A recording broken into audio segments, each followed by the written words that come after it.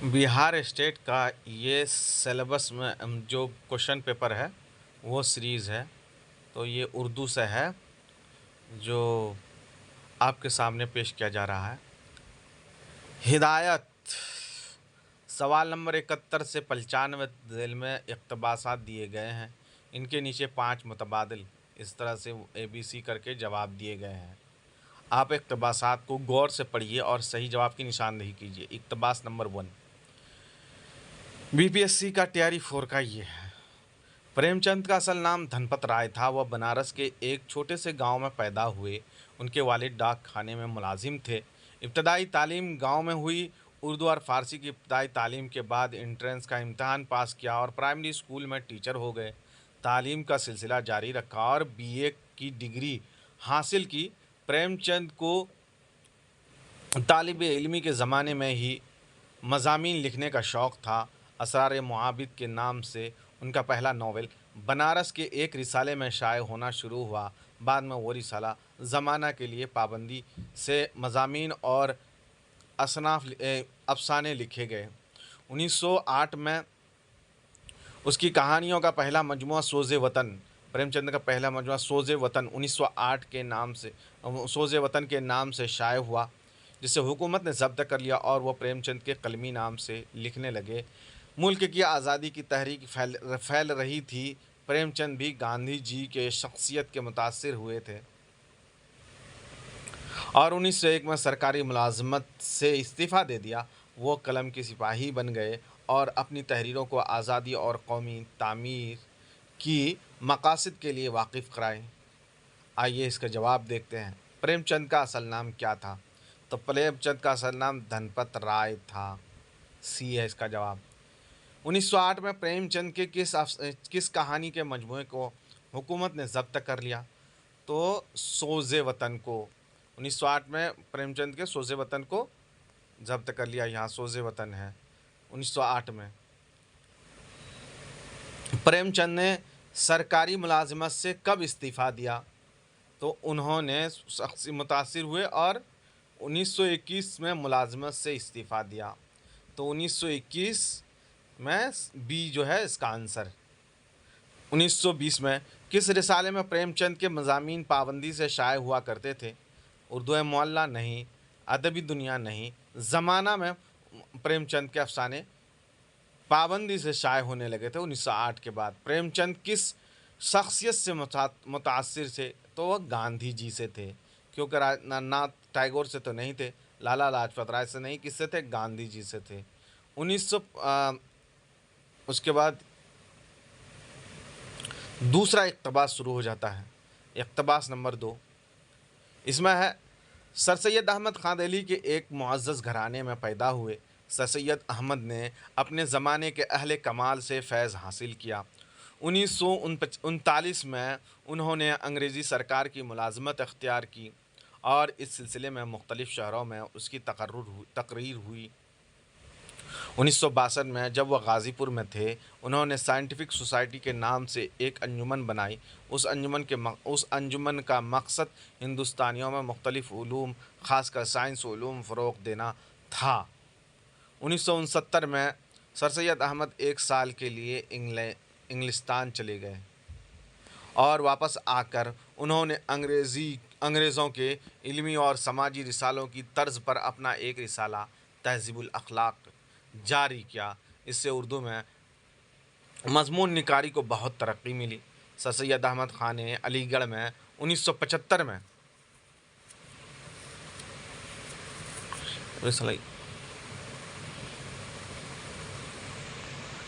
Sir Syed Ahmad Khan ने 1975 में एक स्कूल कायम किया। ये स्कूल 1978 में मोहम्मदन इंग्लो ओरिएंटल कॉलेज और 1920 में अलीगढ़ मुस्लिम यूनिवर्सिटी से की शक्ल में हिंदुस्तान के एक नुमाया इदारा बन गया। सर सैयद अहमद खान ने सरकारी मुलाजमत कब इख्तियार की? तो सर सैयद अहमद खान ने मुलाजिमत इख्तियार की 49 में। सर सैयद अहमद ने 49 में अंग्रेज़ी मुलाजिमत इख्तियार की। तो यहाँ पे 39 तो ये C में है 39 1839 मतलब 1 कम 40, इसका सी है। 77 का सर सैयद अहमद ख़ान ने किस शहर में साइंटिफिक सोसाइटी कायम की? तो उन्होंने बनारस नहीं, गाज़ीपुर में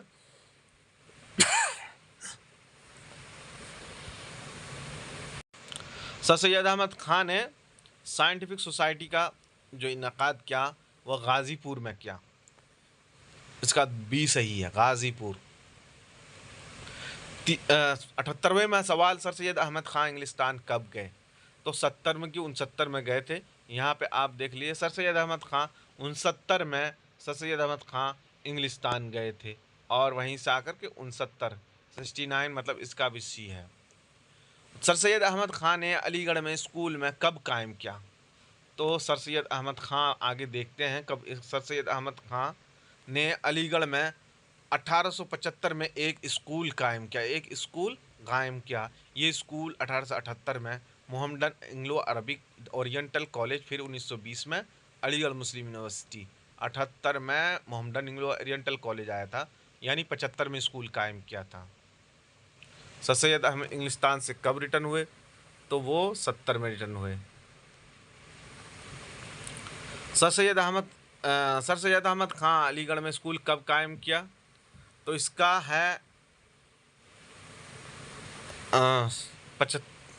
सर सैयद अहमद ने अलीगढ़ में कब स्कूल कायम किया? 75 में कायम किया। सर सैयद अहमद ने 75 में कायम किया, इसमें 76 में कायम किया। मतलब कोई नहीं, 75 में कायम किया है। अब सर सैयद अहमद ख़ान के बाद अगर क्या सर सैयद अहमद ख़ान इंग्लिस्तान से वापस क्या को रिसाला जारी किया? तो अलीगढ़ गज़ट जारी किया, नहीं तहज़ीबुल अखलाक जारी किया। कौन से क्या?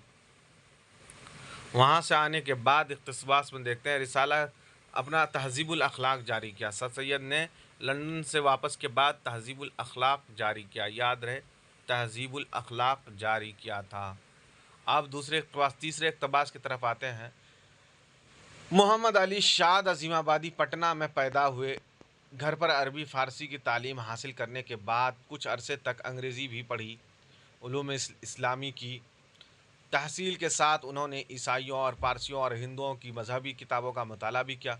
नस्र व नज़्म व दोनों में शाद ने कई तसानीफ़ अपनी यादगार छोड़ी हैं। शाद की गज़लों को दीवान के उनकी वफ़ात के बाद 1939 में नग़्मे इल्हाम के नाम से शाये हुआ। बाद में उसका खुद नविश्त और मुतअद्दिद मजमूए मंज़र आम पर आए। शाद ने मसनबी, गज़ल, कसीदा, मरसिया और दूसरे असनाफ़ सुखन में तबाह आजमाई की, लेकिन उनकी शोहरत का असल बाइस उसकी सादा और मुतरन्नुम शीरीं गज़ल हैं। शाद अज़ीमाबादी का असल नाम क्या है?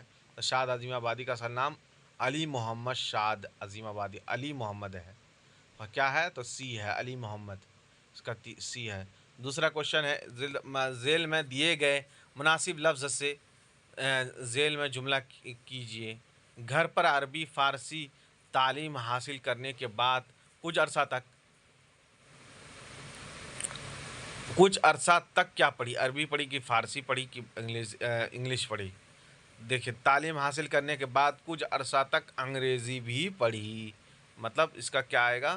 कुछ अरसा तक अंग्रेज़ी भी पढ़ी, ये आएगा, ए आएगा। शाद अज़ीमाबादी ने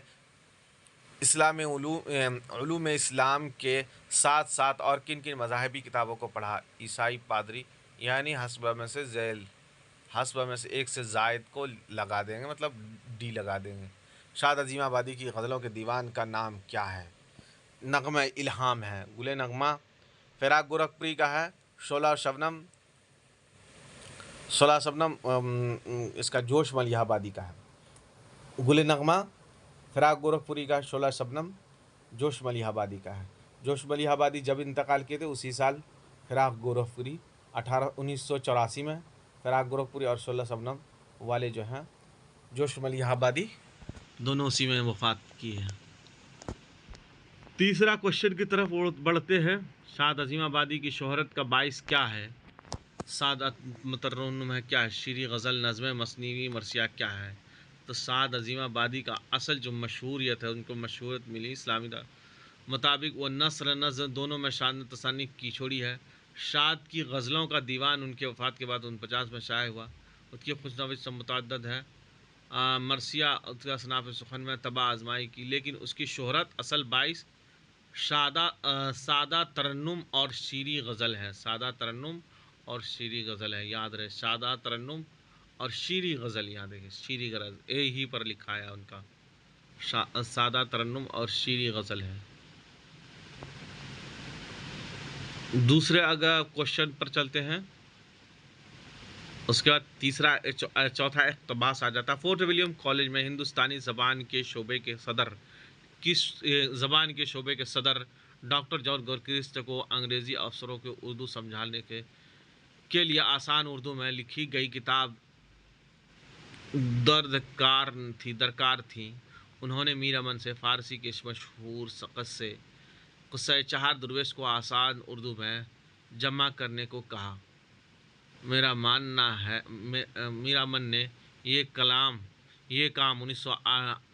1801 میں شروع کیا تھا، 1802 میں باغ و بہار کے نام سے مکمل کر دیا۔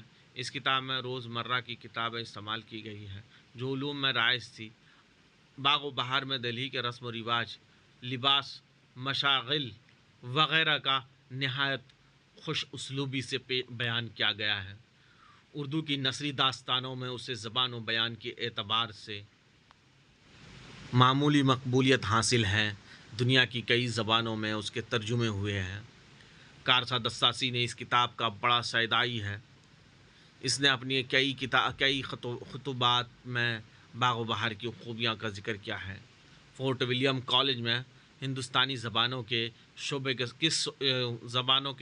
شعبے صدر کون تھے؟ جان گلکرسٹ تھے۔ حسب ذیل میں سے ایک سے زائد نہیں، جان گلکرسٹ تھے۔ میر امن نے کس فارسی قصے کا آسان اردو ترجمہ کیا؟ قصہ چہار درویش کا۔ باغ و بہار میں دہلی کا کس طرح کا بیان خوش اسلوبی سے پیش کیا ہے؟ رسم و رواج کا۔ حسب بالا میں سے ایک سے زائد۔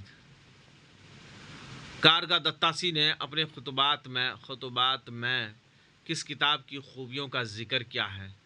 قصہ چہار درویش، باغ و بہار، رانی کیتکی کی کہانی۔ تو قصہ چہار درویش میں کارگا دتاسی نے اپنے خطوط میں کتاب میں خوبیوں کا ذکر کیا ہے، تو چہار درویش کے بارے میں کیا ہے۔